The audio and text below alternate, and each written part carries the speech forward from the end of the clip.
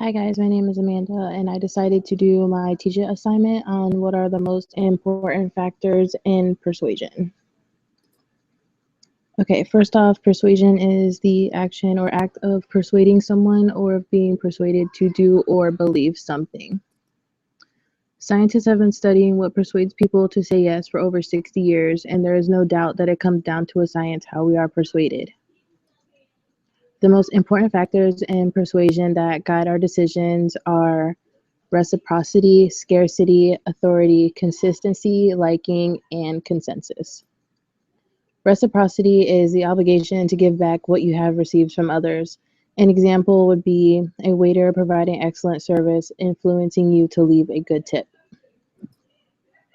Scarcity is people want more of what there is less of. And an example of this would be when British Airways told people they were going to be stopping their twice daily route from London to New York because it was uneconomical. Sales took off the very next day. Authority is when people will follow the lead of credible and knowledgeable experts.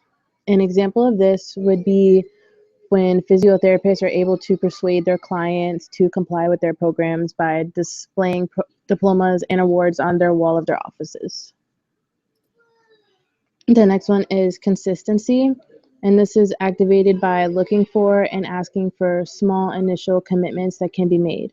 An example of this would be when seeking to influence using the consistency principle, the influencer will look for voluntary, active, and public commitments and then get those things done in writing. The next one is liking, and this one's pretty self-explanatory. It's basically when people prefer to say yes to people that they like. For example, to harness this power principle of liking, look for areas of similarity that you share with others and genuine compliments that you can give. Um, a lot of people find it hard to say no to people that they like, so this is where this comes in from.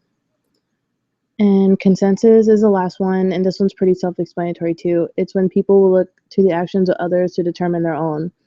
An example of this is science telling us rather than relying on our own ability to persuade others, we can point to what others are already doing, especially similar others.